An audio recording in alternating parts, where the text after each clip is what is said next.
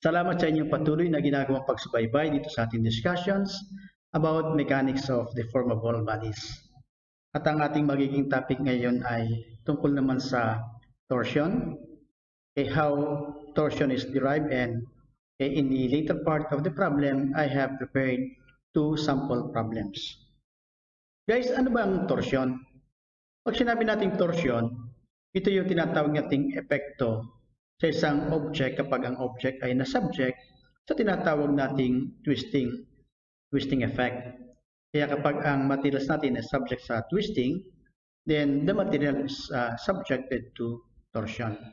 And our goal in this discussion is to help you understand the application of torsion formula in dealing with some kinds of problem. So let's start, guys, with this situation where I have a shaft whose section is circular and has a length L. Then the shaft shall be subjected to twisting effect. Our goal is to determine and observe what will happen to the shaft when this is subjected to twisting. Kasi kapag naunawaan natin yung tinatawag nating mangyayari doon sa shaft, mas madali nating naiintindihan yung konsepto at madaling i-apply ang formula in solving problem. So, gusto kong tingnan niyo mabuti, guys. Imagine natin na dito sa shaft meron tayong kinuha na reference fiber located at the outermost part ng ating shaft. And originally, this fiber is straight line. Okay, straight. When the shaft will be applied with a torque, okay, and we twist the shaft, so you will expect that this fiber will not remain straight, but it will be forming a helical shape because there will be a twisting effect of the shaft, and because this will remain continuous, therefore this will not remain straight but will be forming a helix. And I'd like you to show and have made an animation of this effect when the shaft is subjected to twisting, and I would like you to watch the animation. Here is what will happen to the shaft when the shaft is subjected to twisting effect. This is what you would see. You will notice that, originally, when this is straight, when the shaft is twisted by a torque on both ends, this straight fiber that is located on the outermost part of the shaft is now twisted into a helix.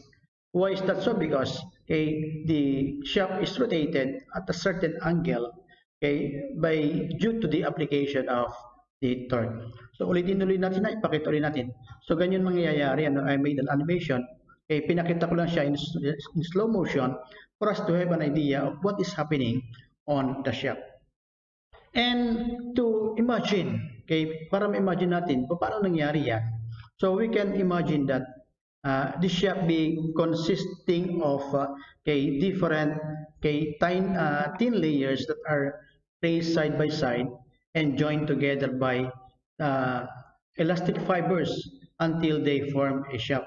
Imagine natin that this is made up of these thin layers, circular layers, circular plates that are joined together by elastic fiber. Kaya pag pinagdugso-dugso natin siya, until the end, then we are forming a shaft. At itong helix na na-form yan can be imagined by what is happening to the individual layers of the shaft.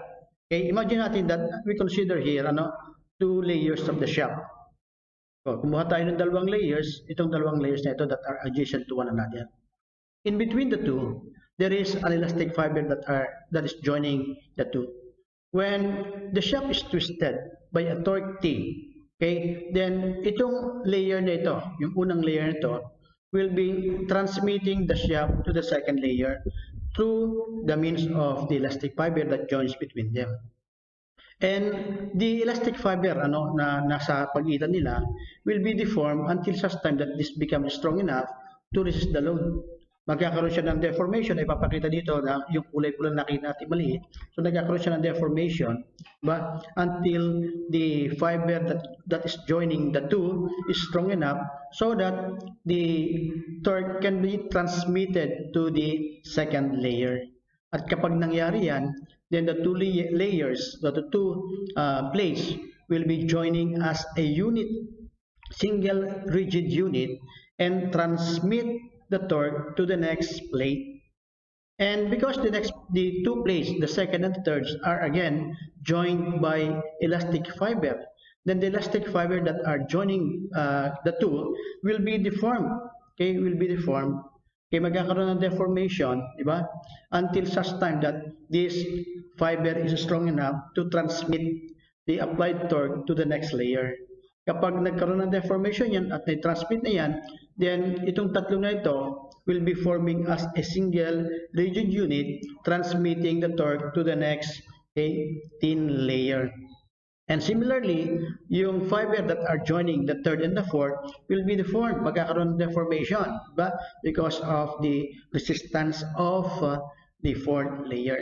Kapag na-deform na ito, then ang mangyayari, yung fiber na yon will exert a resistance, will exert a resistance so that the four layers will be forming as a rigid unit, and therefore this torque will be transmitted to the next fiber. At yung process na yon, yung transmission of the torque or the applied twisting effect from the end ay tuloy-tuloy hanggang sa dulo, at yung deformation na nangyayari ay may papakita sa pamamagitan ng helix na form between each of the fibers. Kaya kung titignan natin yan, ganyan ang mangyayari dyan, So, yun yung mangyayari hanggang sa makarating yung fiber, yung transmission up to the last thin layer at the end of the fiber. Kaya kung i-analyze natin, ano ngayon ang nangyari internally on the fiber? Para maunawaan natin, so let us explore this shaft by passing an exploratory section anywhere on the shaft. Kung nagpasta ng exploratory section dito, at in-isolate natin yung left part, ito yung ating makikita. Okay, we'll be seeing this as the layer. So makita natin yung position nitong twisted fiber will already be there, which is initially at this point. So if we're going to expand this illustration so that we could see it on a larger scale, ito rin siya makikita natin, di ba? Kaya kung titignan natin, if we shall be considering the radius of the shaft to be given r, that represents the measurement, the distance from the center of the shaft to the outermost fiber of the shaft. And let us imagine that on the shaft, on one end of the shaft, we have the point A here. So this point A can be seen at that somewhere here. Makita natin siya dito, di ba? And imagine that this fiber is defined by point AB. Tawagin natin itong B, so that this B can also be found in the same position where A is located. Diba? Now, let us try to imagine that the position of B when twisted is tau at C here. Diba? Kaya kung makikita natin, narito na itong C na ito. Diba? Na-twist na kasi siya. And imagine natin that we consider a fiber, somewhere between the center and that point B. Fiber anywhere from the center to the position of B. And that fiber has a cross-sectional area that is so small, and we call that cross-sectional area be equal to dA. Kaya itong dA na ito, ito yung cross-sectional area nitong fiber nito that is located at a distance rho from the center. Okay, tawagin natin yung distance niya is rho from the center. Kaya yung position niya ay consider natin nasa point D. Now, when this shaft is twisted, pakita ko when the shaft is twisted, ano ngayon nangyayari dito sa differential area natin to? Yung differential area na yan ay nag-move on the position, somewhere before C, diba? Narito ngayon yung ating differential area, and it has moved to a position, and let us call that position as point A. Sabi nga dito, itong internal fiber that is located at a distance rho from the center, will rotate at an angle theta. Ito yung angle theta, causing it to be subjected to a shearing deformation defined by the arc length DA. Itong arc length AD, tinutukoy na shearing deformation nitong internal fiber that is located at a distance rho. And this shearing deformation defined by the arc length DE can be found by multiplying this distance rho and the angle theta when theta is expressed in radian. Sabi nga dito, it is defined by the arc DE whose value is equal to the product of the rho and theta where theta is in radian, such that yung arc length, yung deformation, which shall be defined as shearing deformation on this fiber located internally at distance rho is equal to the arc length DE, and that distance is equal to the product of rho multiplied by theta. And if the length of the shaft, mula dito sa L, mula sa end hanggang dito sa section where it is cut is given by the length L, ba? Then the total shearing strain caused on this fiber at that distance L shall be the ratio of that deformation to the length, and this is called as the shearing strain. Shearing strain is equal to the ratio of the shearing stress divided by the length of this fiber. And because shearing deformation is equal to the product of rho multiplied by theta divided by L, therefore the shearing strain is equal to rho theta over L. Diba? Ngayon, kung babalikan natin yung ating pinag-aralan about Hooke's law, sabi nga natin dito, from Hooke's law, a member that is subjected to a strain is subjected to a stress using the relation that the stress is equal to the product of the modulus of rigidity multiplied by the strain. Na kung saan, if we are to substitute this strain that we just have computed here, then the stress will become equal to the product of G multiplied by rho theta divided by L. And if this will be rearranged such that we shall have here a formula for the stress equal to G theta divided by L times the certain value equal to rho. And I would like you to understand this resulting relationship between some elements of the shaft when the shaft is subjected to a twisting torque T. Tingnan natin mabuti kung pag-aaralan natin, ang expression nito is the expression of the stress on a particular area that is located at distance rho from the axis of the shaft. And in the given expression, it is equal to the product of G, theta, and L multiplied by rho. Kung pag-aaralan natin, itong tatlong element na ito na nakikita natin, G is a property of the material which is constant. Yung L naman, tumutukoy doon sa length na shaft which is constant for a particular distance. Di ba? At yung theta naman is the angle of the magnitude of how the shaft was twisted due to the applied torque T.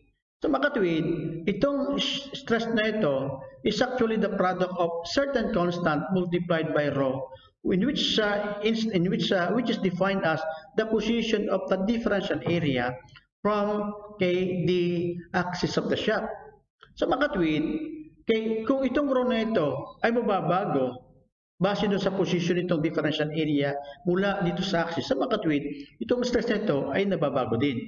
Kaya kung ang rho natin ay malapit, sabihin natin somewhere here, then we shall be getting a stress that is smaller. And if this rho is greater such that this area is located somewhere here, therefore, itong stress will also be greater. Kaya kung pag-aaralan natin, itong tinutukoy nating stress formula for torsion actually is an indication that the stress that is occurring at a particular section of the shaft when the shaft is subjected to a twisting effect is variable. Varying in the sense that the magnitude of the stress is dependent on how much is its position from the axis of the shaft. So that if you have a position that is closer to the axis, that particular fiber will be subjected to a lesser stress. And if this fiber is located farther from the axis of the shaft, therefore the stress that will be developed on that fiber will also be greater. So that explains actually the concept that a shaft that is subjected to torque is subjected to a stress that varies according to its position from the axis of the shaft. So let us continue. Due to the torque that is acting over the section, due to this torque daw that is acting over the section, this particular differential area that is located at distance rho shall be subjected to a differential shearing force. Meron ito ngayong differential shearing force na mag-a-act, di ba? And because of that differential shearing force that is acting over this differential area, okay, then this area is subjected to a shearing stress na tinatawag. And whose magnitude of that shearing stress shall be equal to the ratio of the differential force acting over this area. And so, in order for the differential area to resist a maximum moment, so the torque capacity of this very, very small area located at distance rho shall be equal to the product of, what? This differential force multiplied by this, moment arm rho. At kaya nga po ipapakita yan, meron tayo tinatawag na very, very small torque capacity that this is exerting or showing. Okay, itong area na to is exerting a very, very small differential torque or capacity. Meron siyang torque capacity that is very, very small, and that product, that torque capacity is equal to the product of the differential force multiplied by the rho. Kaya kung sisimplify natin yan, sasubstitute natin yung ating differential force which is equal to the product of stress multiplied by the differential area. Therefore, the torque capacity of each of the fiber on the shaft shall be equal to the product of the stress multiplied by the differential area multiplied by the rho. And if the stress shall be substituted with the value, itong value nito, di ba? So if we are to substitute the value of the stress, therefore, this particular differential area shall exert a torque capacity, diba? That is very, very small, which is equal to G rho multiplied by theta over L multiplied by dA times rho. So if we are to rearrange the equation, our equation becomes dt is equal to G times theta over L times rho square multiplied by dA. So ito yung tinatawag nating torque capacity ng isang differential element or differential area, that is located at a distance rho from the axis. Now, if this area shall be consisting of infinite number of fibers,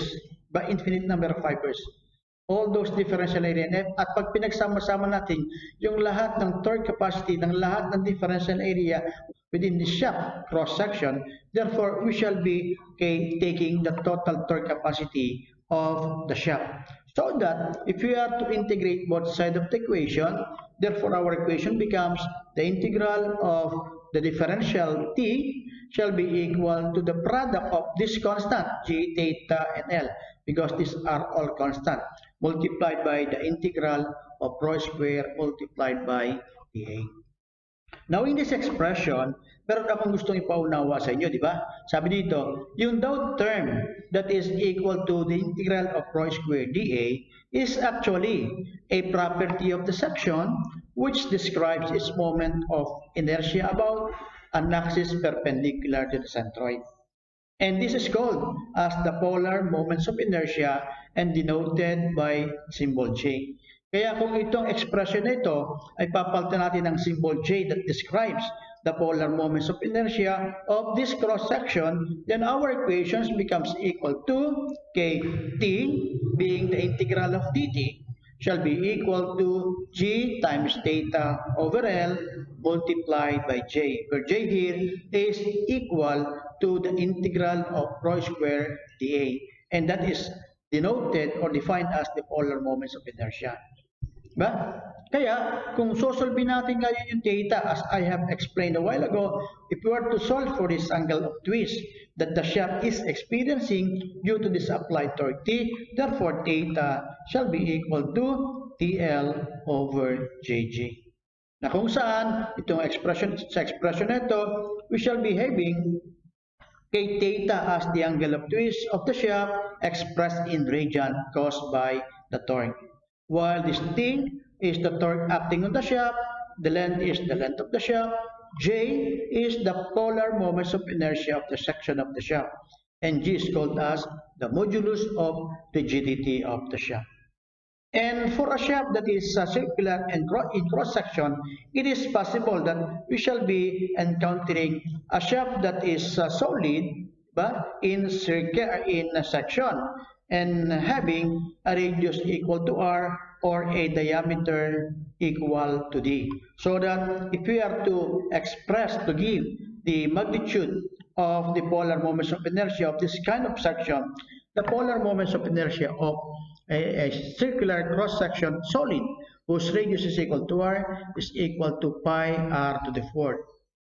And if it is to be expressed in terms of the diameter, the polar moments of inertia is equal to pi to the fourth divided by 32. For a hollow shaft whose outside diameter is expressed as a capital R and inside diameter is expressed or given in terms of small r. Therefore, the polar moments of inertia is taken to be pi times the quantity r to the fourth k minus small r to the fourth. Or if it is to be expressed in terms of the diameter, therefore, the polar moments of inertia of this shaft shall be equal to pi over 32 times the quantity d to the fourth minus d to the fourth. Now, if we're going to consider talking of the torsional stress on the shaft, let's go back to the stress that we just have a while ago. It is this formula. The stress is equal to the product of G theta over L multiplied by that rho. Now, if we were to substitute the theta that we just have taken or derived in the stress formula, therefore our formula shall be equal to stress is equal to G over L times the quantity. This quantity is equal to TL over JG multiplied by the rho. Where in this equation, Kg will cancel as well as the length, and that you shall have the stress equal to T times rho over J. Na kung saan itong T yung torque that is acting on the shaft. Rho is the position of the fiber whose stress is being considered, measured from the axis of the shaft. And J is the polar moments of inertia. And because rho can be any value, as the position of the fiber can be located in any position, so that the magnitude of the maximum stress can be taken if the rho shall be maximized. And rho is maximum for a value equal to r. So that if we wanted to get the maximum stress can be taken at the outermost fiber of the shaft whose distance is equal to its radius. Hence, the maximum stress is equal to TR over J. So, para maunawaan natin kung paano siya gagamitin in the sample problem or in dealing with problem, let us try to have this sample problem. So, I have here taken a problem from the book of Singer, which is, in this form. Sabi dito, a compound shaft consisting of a steel segment and an aluminum segment is acted upon by two torques as shown in the figure. So, pakita ko muna yung ating shaft. Meron tayo ngayong shaft dito. This is actually a compound shaft being made up of steel and having a property of diameter of 50 millimeter. The length of the shaft is 900 millimeter, and the modulus of rigidity of the shaft or steel part or steel component of the composite shaft or compound shaft to be 83 gigapascal. Whereas this part of the shaft is an aluminum whose property is indicated as a diameter having 40 millimeter, the length equal to 600 millimeter, and modulus of rigidity of 28 gigapascal. It is subjected to an applied torque as shown. There is a torque here and the magnitude of 2T. While at the end, there is a torque also in the same direction as this one, having a magnitude of T. So this is now the compound shaft. And according to the problem, we are to find for the magnitude of the permissible value of T okay, subject to the following conditions.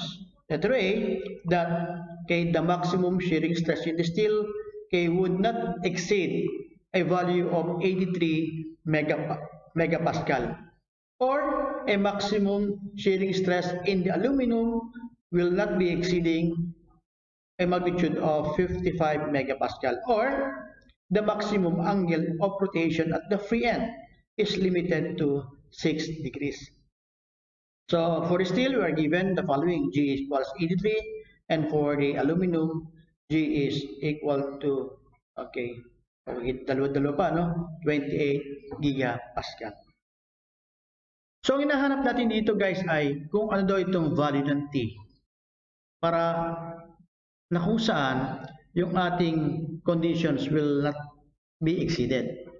That it will not exceed the stress in the steel of 83 megapascal or in the aluminum of 55 megapascal. O kaya naman, hindi raw lalagpas yung pagkakapilipit nitong ating compound shaft by a total angle of 6 degrees. Di ba?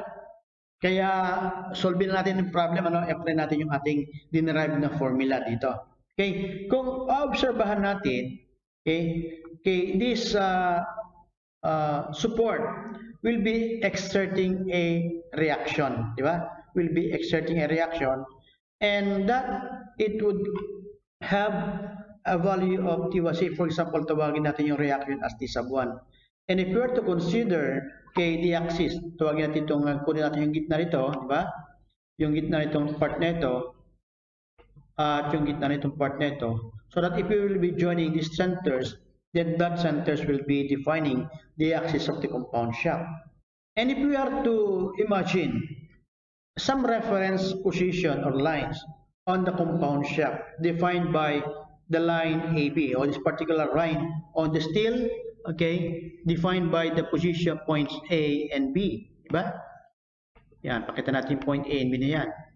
And on the aluminum shaft, we take this reference line. Itong nakita natin blue tsaka ito, kung titingin tayo from the upper left corner, mula sa taas, manggagaling dito, papunta dyan, makikita natin that's just a straight line. Nagmukha lamang na hindi straight kasi the figure is drawn in 3 dimensions. But ABC is actually a straight line. So yung sino yan? Ito, ABC, is a straight line. Ang gusto ko ipakita mamaya, ano ba ang mangyayari dito sa line on the fibers, these fibers ABC after the torques have been applied. Okay?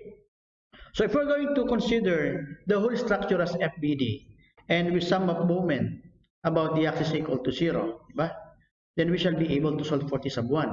So that, if we will use counterclockwise torque or moment, or torque, about the axis equal to 0, positive, therefore our equation becomes negative T sub 1 plus 2T plus T equal to 0, and therefore T sub 1 is equal to 3T, and the direction is in the clockwise direction with respect to this axis. So if we're going to pass an exploratory section through the steel, and considering that the left hand side, the exploratory section be isolated as free body diagram, i-consider daw natin na magpass tayo ng section somewhere here, anywhere on the steel, and we consider the left hand side of the exploratory section as FBD. Therefore, we will have this section. Ito yung section natin. Magpass tayo ng exploratory section, and then tanggalin po natin pasamantala ito nasa itong bahagi para ma-isolate natin. Diba? So ito na ngayon yung ating isolated FBD ng left hand part of the exploratory section. And we would expect that this cut section on the steel will be subjected to an internal torque, diba? T sub S. And if we are to consider summing up moment about this axis equal to 0, then we shall be getting the magnitude of the torque acting on the shaft steel component of the compound shaft. So that if we will consider counterclockwise as positive, therefore we shall have here T sub S, negative minus T sub 1 plus T sub S shall be equal to 0. And that from here, we can solve that T sub S is equal to T sub 1, and that is also equal to 3T. and producing a counterclockwise effect on the steel. So kung titignan natin, because of this effect on the steel, so makikita natin na yung steel ay napipilipit in this direction. At para ipakita yung pagkapilipit, i-animate natin. Tingnan natin mabuti. Babalik ko lang yung figure para maipakita natin yung naging epekto nitong torque nito, itong compound torque nito, itong dalawang torque ito on the steel. So ang gusto kong obserbahan ninyo, so ano yung mangyayari dito sa fiber AB that is located on the outermost part ng ating steel component ng shaft. So itong fiber nito will be forming a helix. And I have animated here what will happen to this fiber kapag napilipit na ngayon itong steel in this direction. And I would like you to examine carefully what will happen to this. Ito nangyayari, di ba? Mawawala ngayon siya, napilipit siya in that direction. Di ba? So kung mapapansin natin, itong ating position ng ating fiber, which is initially at B, ay nalipat ngayon siya dito sa B'. Di ba? At mapapansin natin na itong fiber naman doon sa aluminum, kung sakali na itong aluminum ay hindi nasasubject sa twisting effect, then this fiber on the aluminum will remain straight. Diba?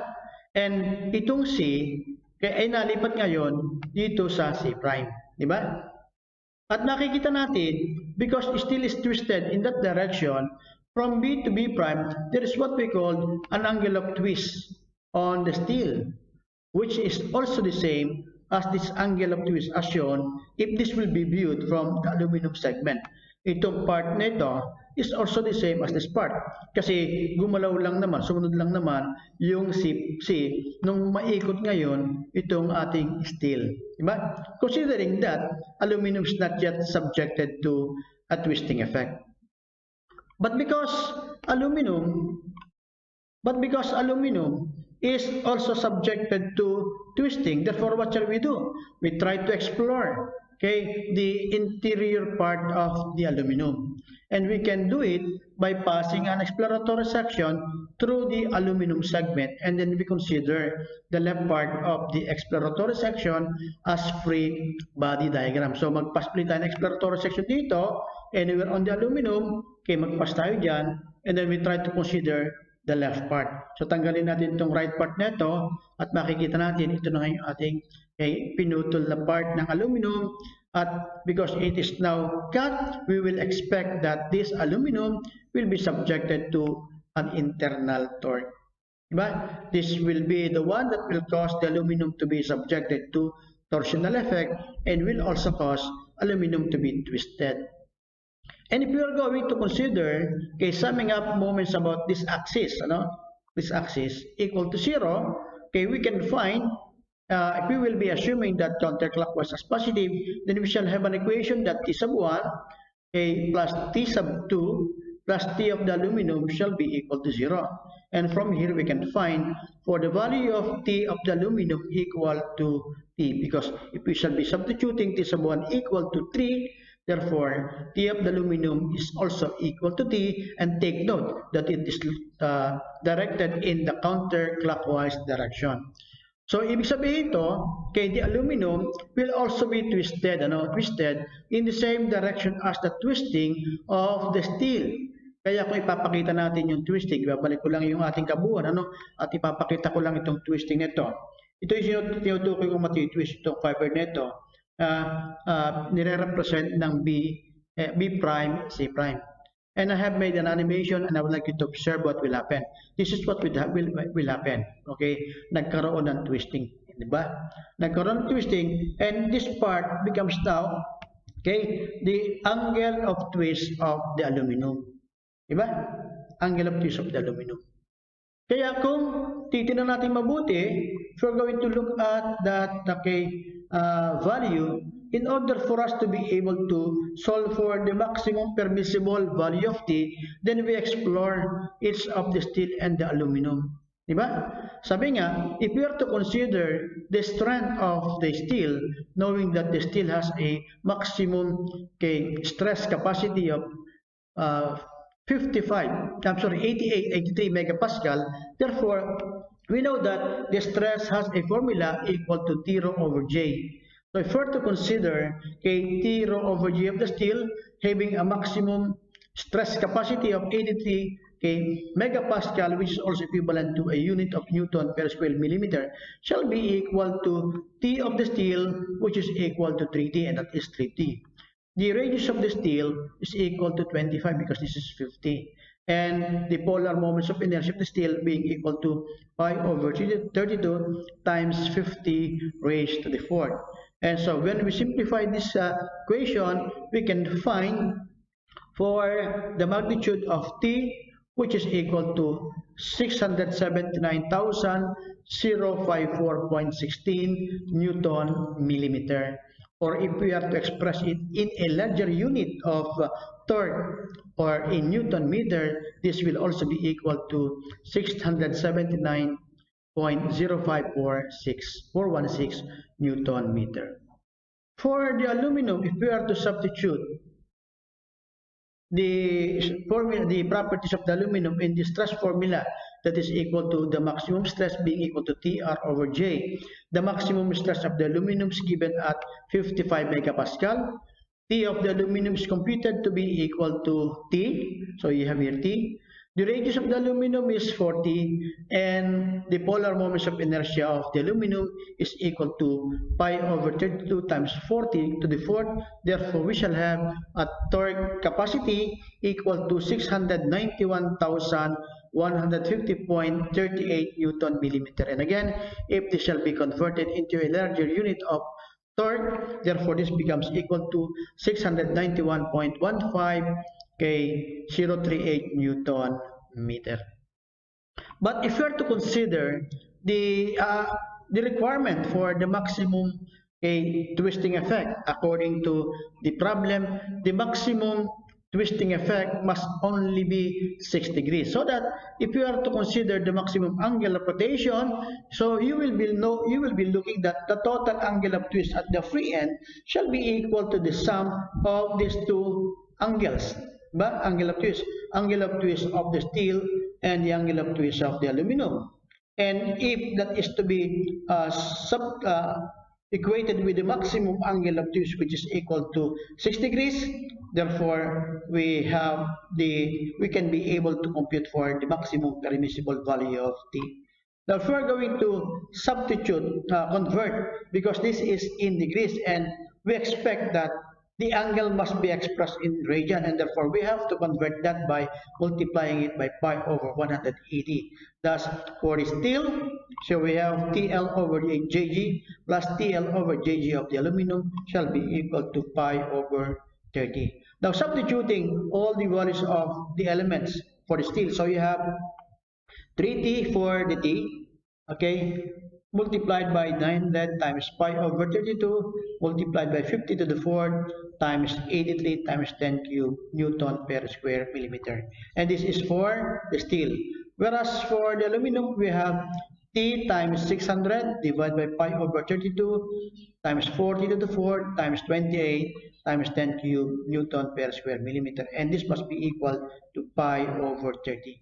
And you will notice that you have here an equation that involves only value of T. If you're going to use your calculator, you can solve for the value of T of 757,316.32. And if we are to solve for the value, since sabi dito, we are to compute for the maximum permissible, then the maximum permissible must be that value of T that will not exceed any of the three conditions. Tingnan natin, ano? So, kung still ang pag-uusapan, ang available, kaya niyang suportahan is 679. Samantalang kung aluminum pag-uusapan naman, ang kaya niya lamang suportahan is 691, which is less than 679. Samantalang kung ang pag-uusapan naman ay angle of twist, pwede siya hanggang 757. But because we are to consider nothing in the condition must be exceeded, therefore we shall be considering only the magnitude of T to be at 691.15, and the magnitude of T is controlled by the strength of the aluminum. And therefore, that gives us our answer. T must be equal to 691.15 Newton meter. I hope that you are able to understand and follow the concept of how we will be using the derived formula and torsion in solving problem.